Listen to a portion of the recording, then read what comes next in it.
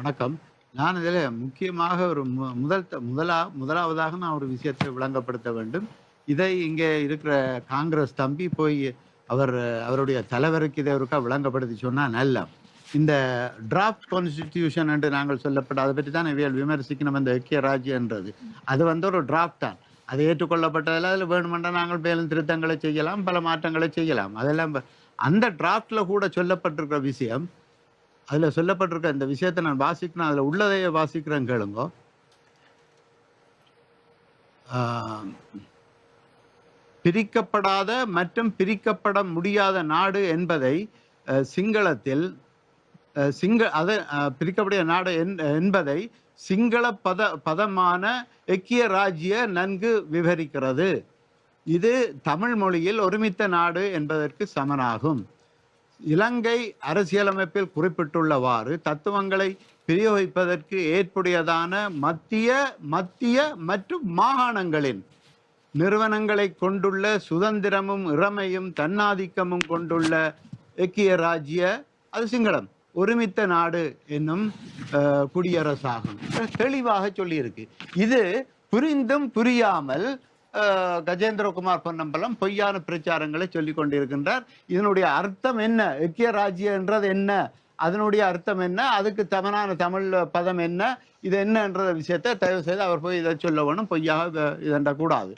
அடுத்ததாக எங்களுடைய உள்ளூராட்சி சபைகளை நாங்கள் கைப்பற்ற வேண்டும் என்று நினைக்கின்றோம். ஏனென்றால் அதுதான் சமஷ்டியின் அடிப்படை பேசிஸ் அங்க இருந்தான் தொடங்குது. எங்களை நாங்களே நிர்வகிக்க வேண்டும். அதை நாங்கள் கோட்டை விட்டுட்டு பேருந்து நாங்கள் எப்படி சமஷ்டியை கேட்கிறது? ஆனபடினால இதை எங்களுடைய மக்களை ஆள வேண்டும், இதற்காக ஒற்றுமையாக நாங்கள் பயணிக்க வேண்டும் என்று வைத்திருந்த கோஷத்தையும் கூட உதாசீனப்படுத்தினது இந்த காங்கிரஸ் கட்சிக்காரர். அதை கைவிட்டு இனிமேலாவது இந்த வெறுப்பரசியலை கைவிட்டு எல்லோருமாக சேர்ந்து இந்த இந்த இந்த வெளியில இருந்து வந்திருக்க ஆக்கிரமிப்பை நாங்கள் முடிவுக்கு கொண்டு வர வேண்டும் என்று நான் மிகவும் தாழ்மையுடன் கேட்டுக்கொள்கின்றேன். அடுத்ததாக இந்த சின்னத்தை பற்றிய திரு குருநாதன் அவர்கள் பேசினார்கள்.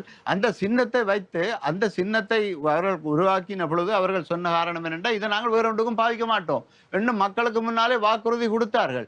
எனக்கு ஞாபகம் இருக்கு. அதை பற்றி தம்பி அதை பற்றியெல்லாம் கடுமையான விமர்சனம் வச்சார். அப்படியெல்லாம் வாக்குரிமை கொடுத்துட்டு இப்ப அதை தாங்கள் பெற்றுக்கொண்டு எடுத்துக்கொண்டதுக்கு இப்ப 1000 காரணங்களை சொல்றாரு. இதில் இப்படியான பொய் பித்தலாட்ட அரசியல் செய்ய வேண்டாம் என்றதை நான் கேட்டுக்கொள்கிறது.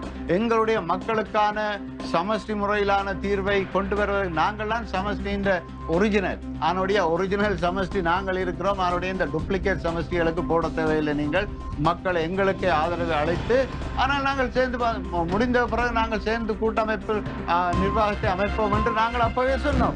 அதைத்தான் இன்றைக்கும் சொல்லுவோம், இனிமேலும் சொல்லுவோம். இதை நாங்கள் போன முறை கேட்டோம். பருத்தித்துறையிலே, சாவகச்சேரியிலே, யாழ்ப்பாணத்திலே வாங்க நாங்கள் ஒற்றுமையாக சேருவோம் என்று அவர் இல்லை நாங்கள் பத்திரமாத்து தங்கம் என்று சொல்லி ஒதுங்கி போயினவர்கள் கடைசி நாங்களே அதை நிர்வகித்து காட்டினோம். அதைத்தான் நாங்கள் இந்த முறையும் செய்யறதுக்கு விரும்புகிறோம் என்று சொல்லிக்கொண்டு ஆனபடியினால தமிழ் மக்களுக்கு இருக்கக்கூடிய ஒரே ஒரு விடிவள்ளி தமிழரசு கட்சி உங்கள் ஆனபடியினால் அதற்கு அதனுடைய சின்னமான வீட்டுக்கு நேர புள்ளடி போட்டு எங்களை தெரிவு செய்ய வேண்டும் என்று மிகவும் மன்றாட்டமாக கேட்டுக்கொள்கிறேன். நன்றி ரத்ன வடிவேல் அவர்களே. அடுத்து கலாநிதி